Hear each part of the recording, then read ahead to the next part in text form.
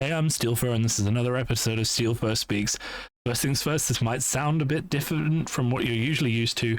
I am messing with some new audio settings, so if it sounds good, do let me know, and I will be sure to continue this in the future. Personally, I think it sounds much, much better, and it's reduced a lot of the background noise in my house, so I thank you all for giving me the feedback on that.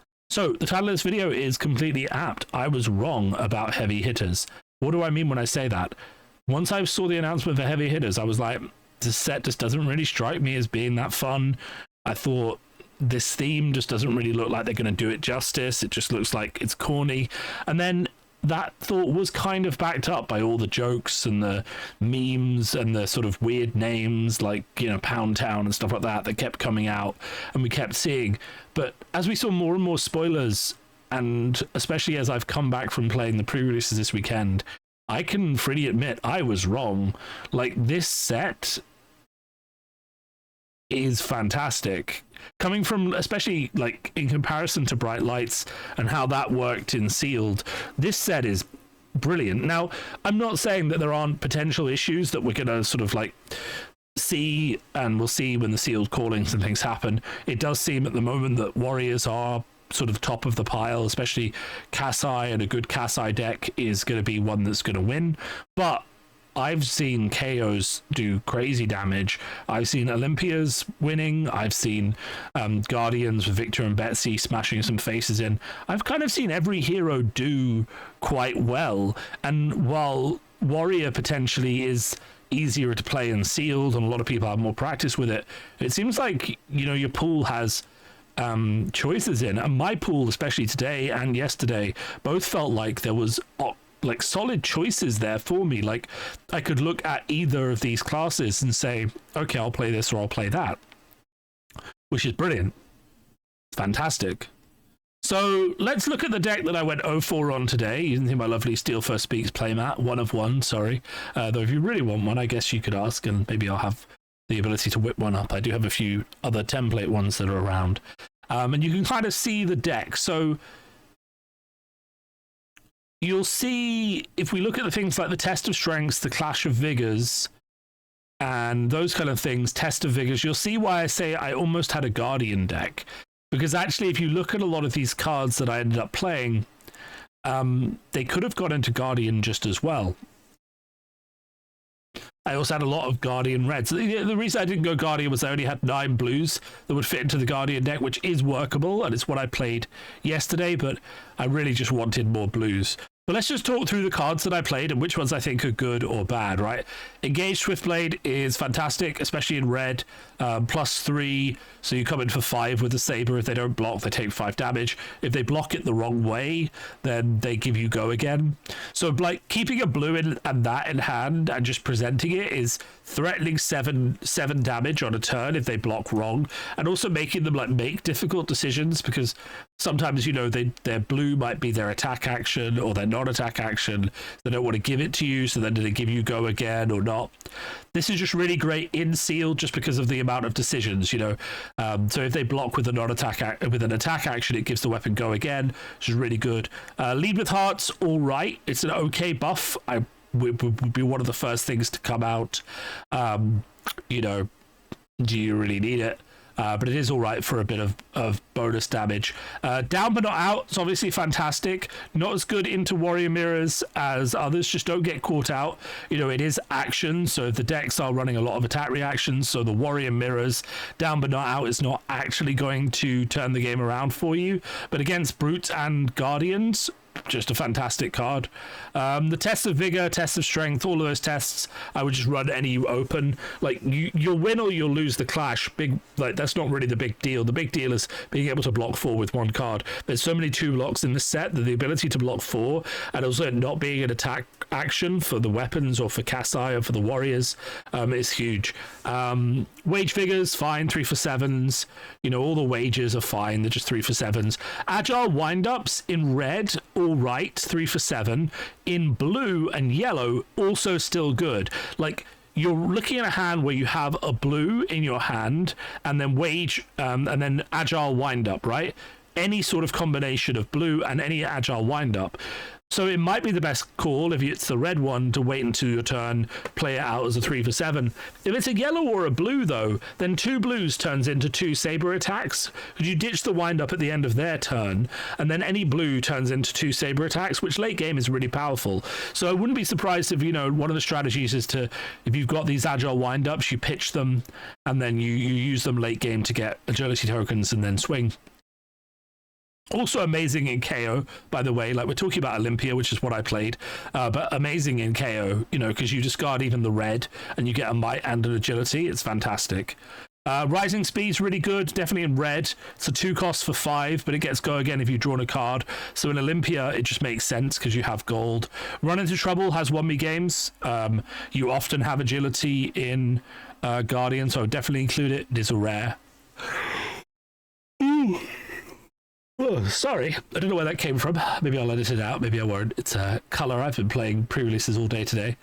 Draw Swords, fantastic. Rising Energy is quite good, so it's a 2 cost for 6, but it costs 1 less to play if you have drawn a card. So you draw that off gold sometimes, and it's really good as a...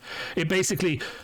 Imagine a turn where you've got a gold up, you've got a blue, you know you're swinging the weapon, but you pitch the blue to the gold, you draw a card, and then if you draw the Rising Energy, suddenly you've got a 1 for 6, and if you don't, then you're still attacking with the weapon and you're arseling whatever you drew, right? So Rising Energy is really good for that reason.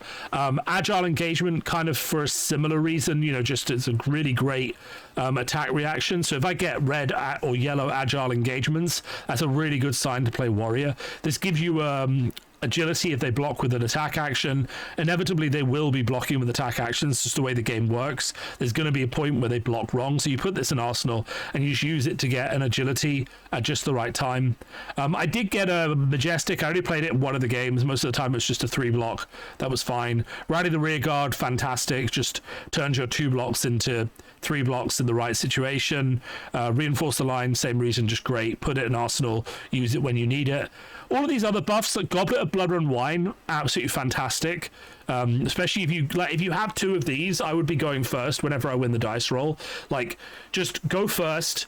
Hope you draw one. It's a reasonably good chance, 2 and 40 cards. So, you know, this thing is what, a 1 in 10 chance of drawing the one you want. And just go with it. And I think you'll actually find out that it's a fantastic hand. So why Olympia and not Casai? Genuinely, and let's bring it up because I think it's worthwhile to talk about it for a second. Genuinely, this is one of these specializations. So this and Up the Ante are the only real reason to play Olympia over Casai. As far as I'm concerned, Casai is better. And in Limited, she was better. And around me today when I went 4-0, the other top 2 tables both had Casais on, though there was 1 KO as well. But this is 3 extra life, all the ability to get 2 gold tokens, because it's an attack reaction, you destroy it, you wager a gold token onto the weapon. So you do it after they've already not blocked. It's fantastic. It's hard to explain or to capture from the start how good gold is, but just the things it smooths out, especially if you have some of the cards we already mentioned. So the 1 cost attack reactions, the vigorous engagements, the agile engagements. If you have stuff like, as I said, the rising energy or that kind of thing, it just becomes so effective to draw a card, ignoring all of the, you know, other effects. So Prize Galea is a really good sign to go Olympia over Casai. Not that Casai isn't probably better, but I feel like if you get this, it's extra life, which really helps. It's unconditional armor, and a lot of the armor in this set is conditional, and it's just really good. The other thing you'll notice about my deck is I have 9 playable pieces of armor. So most of the time I was running Confront Adversity, Overcome Adversity, Prize Galea, Beckon Applause, but I also had Flat Trackers, which were in there. I had Embrace Adversity, Face Adversity. I had basically a full suite of adversity gear, which meant that anytime anyone was sleeving up against me, I could think, what tokens are they going to make and what tokens am I going to give them? So against KO, I chucked down 3 adversity equipments because I said, well, he's going to make agility and might fairly easily, and I said, realistically, I'm going to give him vigor because I have clashes for vigor and I'm not winning those clashes. So I put all 3 in, and instantly I went from having conditional armor to having basically 8 armor on the table, and then I used the Galea for its ability to destroy it rather than to block with. So I basically had 8 extra life, which was not to be understated, right? So the amount of equipment in this set is fantastic. And also, just to point out, like, one of the things that makes this set different from Bright Lights is the amount of equipment. Like, it was really painful playing Bright Lights sealed, getting smacked with a massive overpower, and they only really had to do 2 or 3 overpowers because you genuinely couldn't block. Now the ability to block just gives you more time to choose your better turns, and that's really all that Bright Lights sealed is about. So that's the takeaway from this video, I guess. If people are wondering, so what advice would you give me if I'm going in to play Bright Lights sealed? I'd say that the entire format is about blocking as often as possible to give yourself the opportunity and the life to choose what your best turns are. Now, I'm not saying you should block as much as possible and block with your handful of 2 blocks and still take 5 damage. Like, it's important to look at your hand and say, this is a 2 block. If I block with this, I'll still take 6 damage. Or if I don't block with this, I take... Or sorry, say someone's attacking for 6, perfectly normal number. And you look at your hand and you say, I could block with 2 blues, take 2 damage, and then not present any damage in return, or you're saying, or I could take 6 and I could present 7 back, right?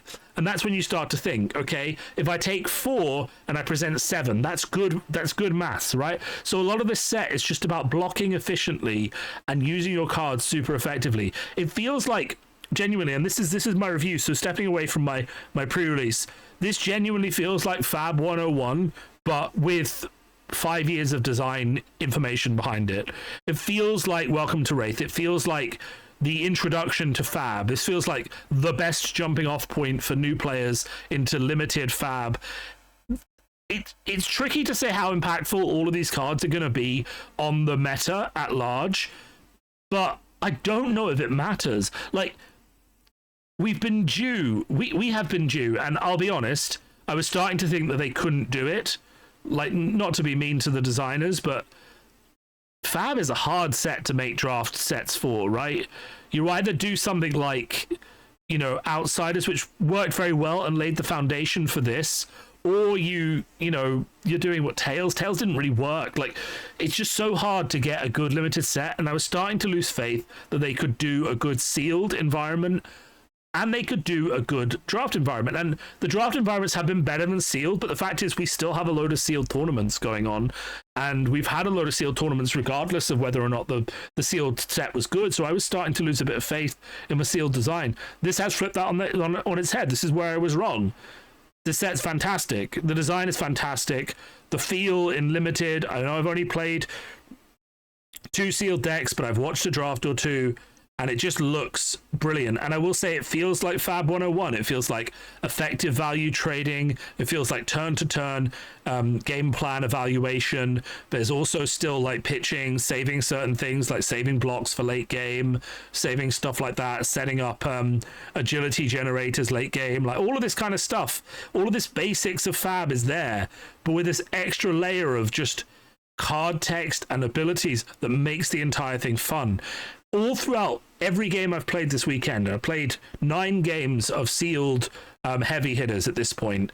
Every single game, every single turn was, what is my strategy? What is my opponent's strategy? And every single turn felt like I had a viable choice to advance my own strategy or block theirs. I couldn't do both entirely, which is perfect. You don't want to be able to be like, well, I can fully block and send back a huge amount of damage. I always had to choose between taking a hit, little hit, big hit, in order to do what I wanted to do. But when I chose correctly and I took the right amount of damage and then countered with the right amount of damage to like keep tempo, lose tempo, all those kind of things, it felt fantastic. So I'll leave you with that there. I'm not going to review every single card. I'm just going to talk about what I learned today playing Olympia and why those cards are really good. I mean, if you want to know what cards are good in the set, Wild Ride and KO, Bare Fangs, if you get those, that's fantastic. Wild Ride, amazing. Any color of Wild Ride is fantastic. Obviously, yellows and blues better. Yellows and reds better. I mean, in Betsy, you've got your big bops. You've got your things that set up. You've got Concuss, and you've got Command.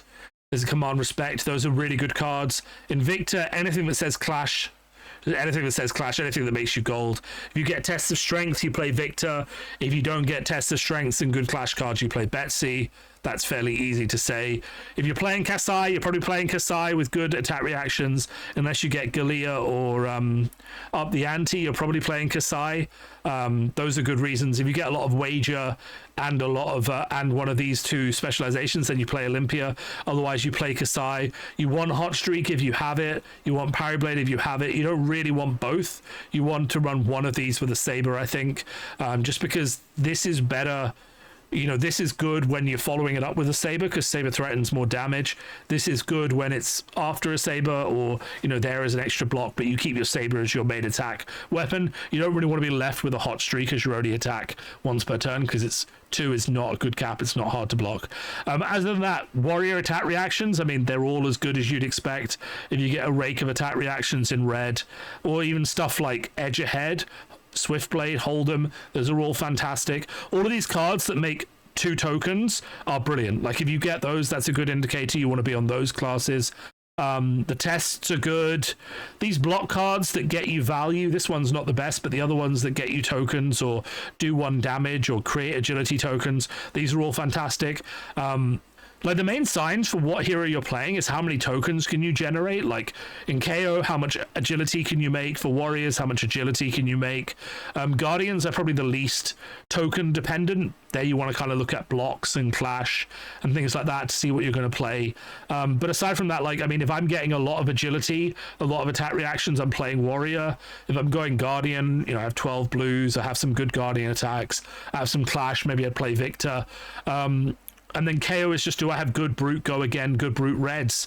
And I'll take that. And also, a big factor as well, to be honest, what armor do you have? Armor is huge in this format. And if you have, like, Vigor Girths, and what's the other one? The one that's, you think about all of these ones, the Beckon Applauses, the ones that block for 2 if you have the right tokens. If you have any of these blue cards that make 2 tokens, like Smashback Alehorn, and you have the corresponding equipment, then you're guaranteeing yourself +2 life during that game, and that's fantastic. So look for those synergies there, okay? Other than that, I mean, in the Majestics that you'd expect, most of these are decent. You know, Nasty Surprise is good. Seduce Secrets won someone a game against me. Reinforce the Lines, fantastic. Performance Bonus is good. Oh, sorry, really long day. Performance Bonus is good. Rally the Rear Guard's great. Money Where Your Mouth is great. Starting Stake has been all right. I wouldn't put too many of them in. Test of Strength, fantastic. Right, that's my quick limited review because I know people are going to say, oh, but you didn't tell us what cards are good. Genuinely, so many of the cards are good, but I would look for those things that I pointed out as kind of like the highlights. The TLDR is what equipment do you have? What sort of go again do you have? Agility generation do you have? What tokens can you make? What reds do you have? How many blues? You want 12 blues in every deck, I think. Maybe more in Guardian, like 14 in Guardian, but 10 to 12 in Warrior felt quite good. Probably the same in Brute. Do you have any of these things that make 2 tokens? Did you open any rare weapons? Do you have any of the specializations? And once you follow those rules, I think you can do pretty well in Sealed. So yeah, that's it. Fantastic set. 100% recommend. Go to the drafts. Go to the sealeds. If you missed the pre-release, go to a sealed calling. And remember, I did not say that about Bright Lights. I am, as has been pointed out to me by many times, by many people, some of whom work at LSS, reasonably a critical person. I don't like to give praise where it isn't due, but I'll genuinely say I've had some of the most fun playing Fab, playing sealed today, that I have in a long time, and the sealed format felt fantastic. And that wasn't just because I was winning, because I went 2-2 yesterday and 4-0 today, and I will tell you that I had a fantastic time winning and losing. The games felt super crunchy, super close, full of decision points. So go and play Heavy Hitters. I think it's a fantastic set.